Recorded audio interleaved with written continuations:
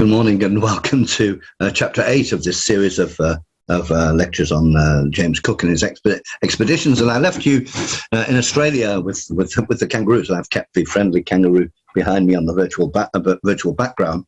And we're coming towards the end of his visit to Australia. But just a little word then about this travelling up the east coast of Australia along the Barrier Reef. So this is very skillful piece of navigating, and there was every chance they would hit the reef again, perhaps in the middle of the night, and be disappeared forever. So they did pretty well, and Cook was quite proud of this, and he said, we have sailed 360 leagues without ever having a man out of the cleans heaving the lead when the ship was on the way, a circumstance that I dare say never happened to any ship before.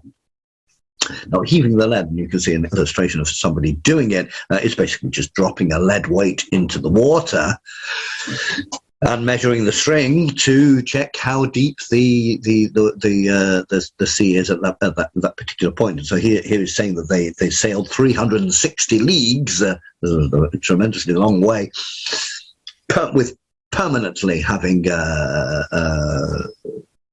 people in the boat heaving the lead.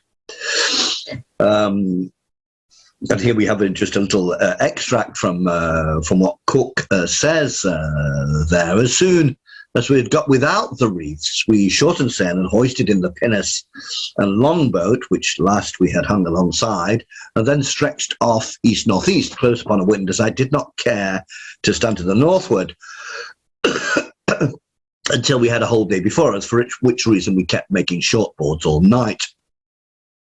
The large hollow sea we've now got into, acquaints us with a circumstance we did not before know, which is that the ship has received more damage than we were aware of or could perceive when in smooth water, for now she makes as much water as one pump will free, kept constantly at work.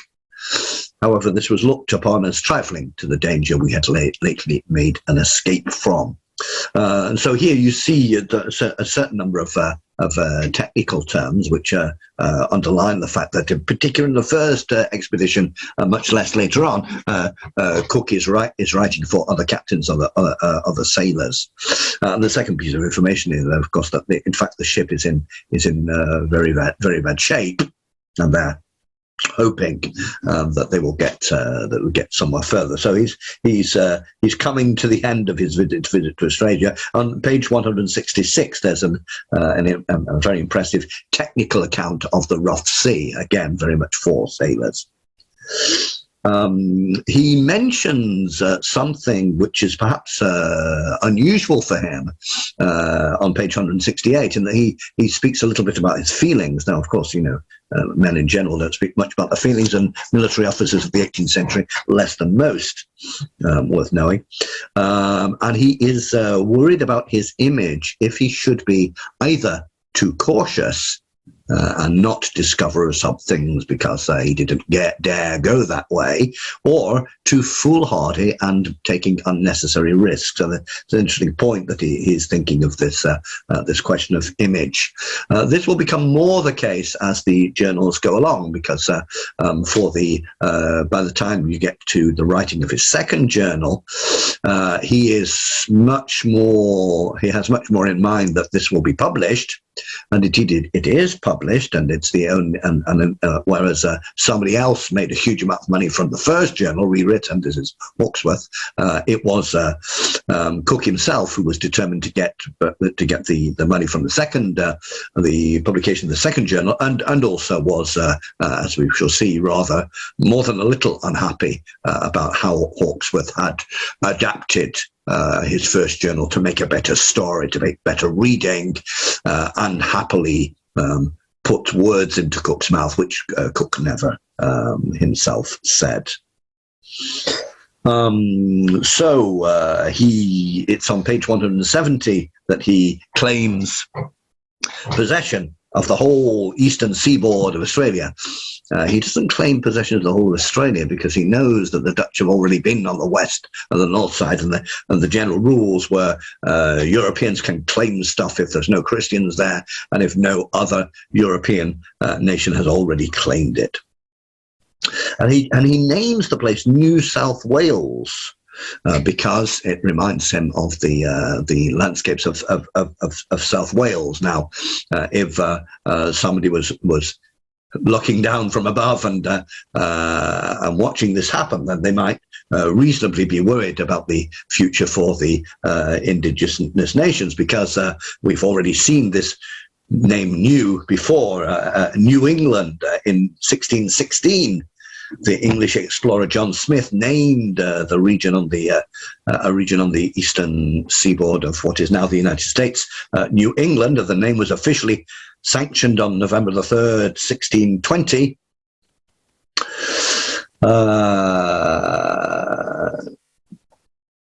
And the result of this is that within 20 years there was a very serious war with the local peoples, the Pico War, and one of the results of this was the Mystic Massacre. Most of the village, most of the Native American village being murdered in the Mystic Massacre. We have another example, New Spain. The Spanish had called New Spain somewhere, which is now mostly in Mexico.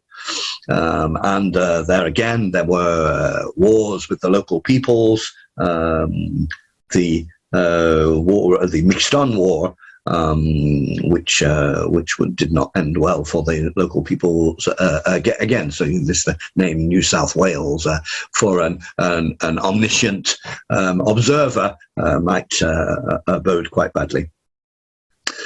Cook has not finished the things he wants to discover, and he is particularly keen to check that New Holland, as Australia, and New Guinea do not join together, are not joined together, which was what he suspected. And he does prove this, and he is tremendously happy on page 171, because there is open sea to the west, which means that he is now above the Great Barrier Reef. He also gives us on page 173 some details of how longitude and latitude are being calculated on his ship, and this is tremendously important, first of all, because knowing where you are is pretty basic stuff, and secondly, because the method of calculating will change very much in the second and third voyages, where he will be carrying and be gradually convinced of the superiority of marine chronometers, imitations of those made by, I should say, extremely good copies of those made by John Harrison, which you can find in the Greenwich Museum in London. As is often the case, as he leaves Australia, he takes a little time for more general reflection on the place and the life of the locals, and this comes up with these words here, which are much quoted. From what I have said of the natives of New Holland, they may appear to be, to some, to be the most wretched people upon earth, but in reality they are far more happier than we Europeans, being wholly unacquainted not only with the superfluous, but with the necessary conveniences so much sought after in Europe. They are happy in not knowing the use of them. They live in a tranquility which is not disturbed by the inequality of condition. The earth and sea of their own accord furnishes them with all things necessary for life. They covet not magnificent houses, household stuff, etc. They live in a warm and fine climate and enjoy every wholesome air, so that they have very little need of clothing. And this they seem to be fully sensibly of, for many to whom we gave cloth left it carelessly upon the sea beach and in the woods as something which they had no manner of use for. In short, they seemed to set no value upon anything we gave them, nor would they ever part with anything of their own for any one article we could offer them. This, in my opinion, argues that they think themselves provided with all the necessaries of life and that they have no superfluities. So it's a tremendously interesting piece of writing for the leader of the first Europeans to meet Aboriginals on the east coast of Australia. It's not a scientific text because Cook is visiting briefly local peoples. There's no real way that he could produce a scientific ethnographic text, nor was it his aim. But it is a sign of something. It's a sign that he's reflecting about this whole question. Of course, this particular passage was very much feeding into some of the European ideas of the time about the noble savage, protected from the horrors of culture and education, as was the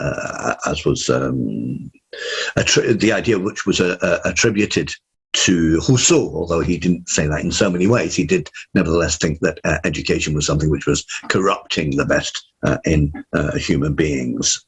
Notice that he mentions a tranquility not disturbed by the inequality of conditions. So his impression is that there are not social classes in Aboriginal society. And that's when he's leaving Australia and moving north, rather angry because he's using maps which previous, and in particular Dutch sailors have made, but he's finding them very inaccurate, and that the islands that he's looking for are not where he thought they were. Nevertheless, they arrived at Timor, and Timor is a Dutch colony at the time, and they arrive at the Dutch settlement and speak with the Dutch governor of the time. And the imperial way of organizing the world continues then, because they want to see the governor. They first of all must leave hostages. They must leave a couple of their officers in prison with the Dutch before the Dutch governor will come on board and discuss with them. The idea being that, if they do anything uncivilized or hostile, then their hostages will pay the price. They're back in an area where linguistic skills are useful, because two of Cook's men spoke Dutch, and a number of the local people spoke Portuguese, as did a couple of Cook's crew. So the two of Cook's crew spoke Dutch, and a couple of them spoke Portuguese. So you can see that these sailors have more, no doubt, more linguistic skills among them than in a village back in England. They were looking for fresh food. They bought 9 buffaloes, plenty of birds, and some syrup. And then they got back on the ships and they went off to Java, an island a little further up. This was the moment when Cook collected in all the logbooks and journals and insisted that the places they had been should remain secret, because the Dutch are a rival empire. And indeed, there have been many Anglo-Dutch wars, in particular, in connection with the access to the spice islands in Indonesia, where such spices as nutmeg were produced. Spices which were, firstly, extremely expensive at the time, and secondly, this was for a reason, and that was in the lack of refrigeration. Very often people were obliged to eat either salt meats or meat which was preserved in some way with spices. So the spices were far more important than they are today, and some of them could only be found in a small number of islands, or even one island. And this was the basis of the war. You don't just have war over oil or gold or diamonds, but also about all sorts of spices. Now, at this point, some people are on the ship are falling ill, and Cook mentions on page 177, in the morning I sent a boat ashore to try to get some fruits for Tupaya, who is very ill, and likewise to get some grass, etc., for the buffaloes, because they've got these 9 buffaloes.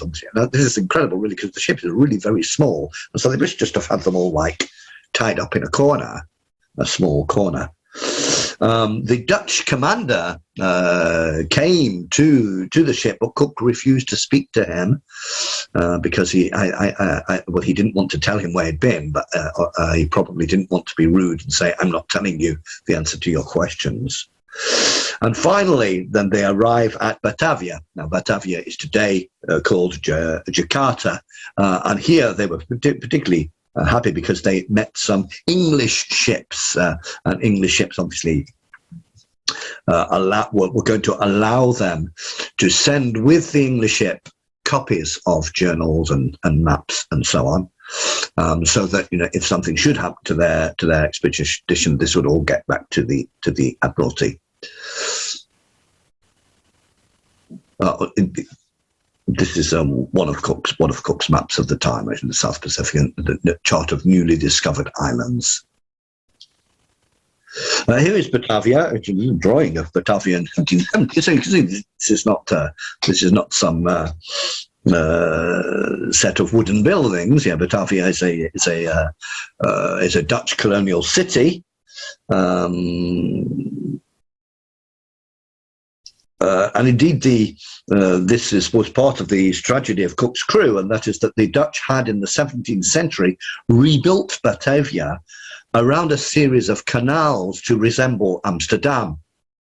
Don't do this. It's a particularly bad idea in tropical climate, because although in the climate of Amsterdam the canals are pretty, in a tropical heat in marshlands where typhoid was common, this was an extremely bad idea, and diseases were rife. Mosquitoes love canals, so be careful. And indeed, over one third of Cook's crew, sailors and scientists alike, would die of disease in the next few months. And these were people who had survived 2.5 years of shipboard life. And I think I have a picture of the canals there. Yes, that this is so they completely rebuilt the city in 1667. It's 100 years before Cook arrived here, that Batavia is an established colonial city. There's a little episode while we're here, which gives us a little bit of an insight on Tupaya's role. And this is from Banks' journal, but it does show where Tupaya was and how he fit into English society on board ship. Joseph Banks writes, one of Tupaya's first observations was the various dresses which he saw worn by different people in Batavia. He's being told that in this place every different nation wore their own country dress. He desired to have his, on which South Sea cloth was sent for on board, and he clothed himself according to his taste. We were now able to get food for him, similar to that of his own country, and he grew visibly better every day, so that I doubted not in the least of his perfect recovery, as our stay at this place was not likely to be very short. Yes, indeed, they were going to be there for rather a long time because they needed to repair the ship. Remember, I was saying it was in rather bad shape. But this shows, first of all, the very cordial relations between Banks and Tupaya, and also that really he is being treated as one of the other gentlemen here, that, he wants something, and so there's an effort being made to do it. And in this particular case, he wants to be able to dress as he did at home. So it gives us a little moment of insight into Tupaya's psychology and how it felt like to be a priest from an island just near Tahiti, suddenly going around the world and discovering Batavia must have been an incredible city for somebody who'd never seen a city. Of course, Tupaya was hoping to go on and see the cities of England, but this was not going to happen. As I mentioned, the carpenter says, we need some pretty big repairs here. And they asked permission to the Dutch governor to take the ship out of the water, because they had dry docks in Batavia, so it was a good place to be. This was also a moment of many storms and lightning, and Cook mentions something which is important in the history of science here.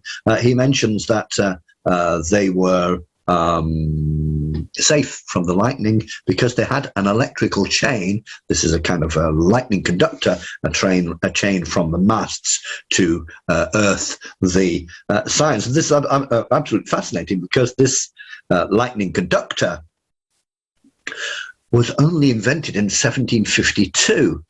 So not that long before, and it was invented in 1752 by Benjamin Franklin. An iron rod sharpened to a point at the end. Now, Cook needed money to repair the ship. And this caused a little difficulty, finding by a strict inquiry that there were no private person or persons in the place that could at this time advance me a sufficient sum of money to defray the charge I might be at in repairing and refitting the ship. At least if there were any, they would be afraid to do it without the leave from the governor.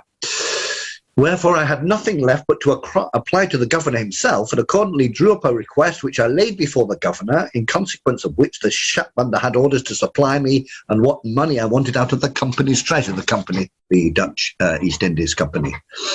So you can see that Cook not only needs to be able to navigate and draw maps, he also needs to be able to negotiate finance. Of course, he wasn't going around the world with enough money to pay for repairing a ship. Nevertheless, because he's flying a British flag, the Dutch government said, well, I understand that the British will pay because they have a reputation. This was also a moment to buy fresh beef and greens, which brings us briefly into contact with the question of scurvy, and perhaps you've heard that Cook was very proud that a very small number of his crew, compared to other crews, had suffered from scurvy. It's not, and he mentioned some of the things that helped in this way. Some of them probably did, some of them probably didn't, but certainly his insistence that the crew should have fresh meat and fresh greens at whenever possible certainly helped tremendously. And he mentions on page 180, he was very proud that there were no sick people really. He was able to get a lot of supplies there, especially arak, which apparently is alcohol, pitch and tar. But they had to empty the ship and unrig it, take down all the ropes. And so you can imagine this took a particular time. In the meantime, he met up with people from a Dutch ship who were going back to Holland, and he sent back to London via a Dutch ship a copy of his journal and the new maps of New Zealand, New Holland, and the South and the South Seas. So this again, this is to get information as quickly as possible to the Admiralty, but also to make sure the information gets there in case anything should happen to them. It took them a whole week to empty the ship, and they needed to repair the sails and the ropes. And in the hot weather and the unhealthy, humid atmosphere of Batavia, people are beginning to fall ill. The surgeon died, and a lot of people were falling sick. He mentions in passing that they hired some local workers to repair the ship and slaves to bail water out of the ship. So there's an interesting point because, of course, the 18th century is the century of slavery, and Cook, unsurprisingly, mentions that there were slaves helping to repair the ship in passing, and certainly is not likely to give an opinion on this in every way. 10 more days to refill and to rig. Everybody on board was now sick apart from 14 people. Although, as Cook actually says a little later, everyone has been sick except for one old drunk. But notwithstanding this general sickness, he says, we lost only 7 men in the hold: the surgeon, 3 seamen, Mr. Green's servant, and Topaya and his servants. A lot more will die in the next few weeks, but we'll come to that in a moment.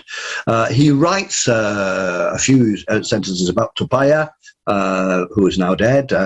He was a shrewd, sensible, ingenious man, but proud and obstinate. That's Cook's opinion on all this.